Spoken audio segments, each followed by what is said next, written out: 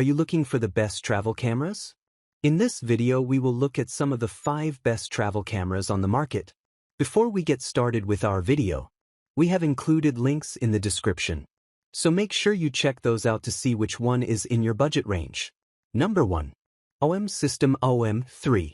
The OM System OM3 is a 20MP micro Four Thirds camera with a stacked sensor capable of shooting up to 50 frames per second with continuous autofocus. The OM3 is well suited to traveling, as the micro Four Thirds system lets you use especially compact lenses, and its stacked sensor gives it fast autofocus, incredible burst rates for shooting even the fastest subjects, and the ability to use computational modes to adapt to a wide variety of situations. It also sports an IP53 rating for dust and water resistance, so you won't have to worry if it starts raining. It has plenty of customizable buttons, though no AF joystick or grip. Its color dial and computational photography button put key features front and center. The subject recognition and tracking autofocus modes work well, though it can struggle to predict a subject's movement. It supports pre-capture, has very little rolling shutter, and can shoot up to 50 frames per second with continuous autofocus when paired with specific lenses. Number 2. Panasonic Lumix DCG9 II. Almost 6 years after the announcement of the Lumix DCG9, Panasonic rolled out its successor, the Lumix DCG9 II. This is the company's high-end model aimed at stills shooters, and it is the first ever Lumix Micro Four Thirds camera to include phase detection autofocus. Despite its target demographic, the G9 II comes with a surprisingly long list of video features as well. A thorough redesign, the G9 II is based on the chassis of the full-frame Lumix S5 II and S5 IIX, giving it room for plentiful controls and ports.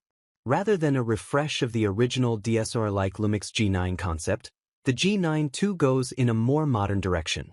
Not only does it take technological advancements from the full-frame Lumix S lineup, it has the same external design as the S5 II announced earlier in the year. It's taller, more squared off, and has more controls than its predecessor.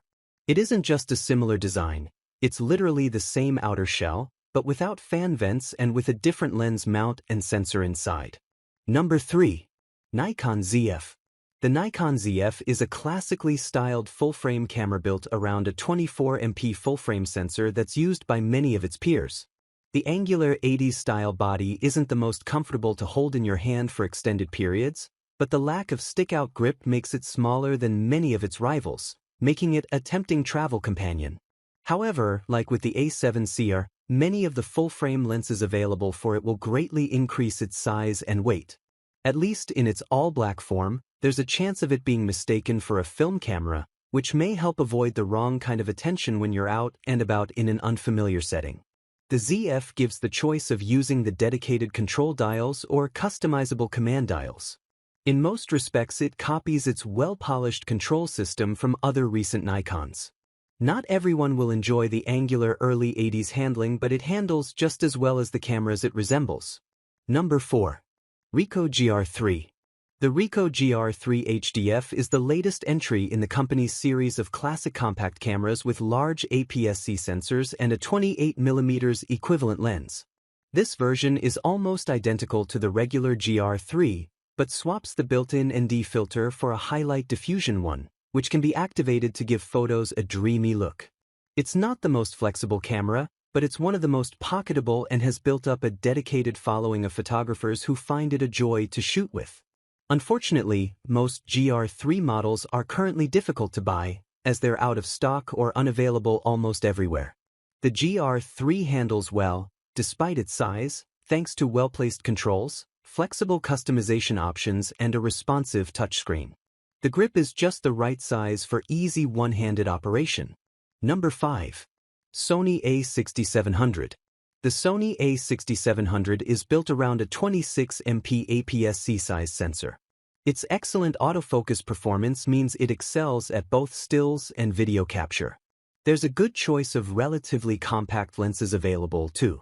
We'd suggest avoiding the really small 16 to 50mm f3.5-5.6 though. It's not the lens to get the most out of this camera. The A6700 has a thumb and forefinger dial interface missing from Sony's less expensive models. It's just slightly larger than previous models in the line, but in exchange, you also get a fully articulating display. However, it lacks the AF joystick found on many cameras in its class.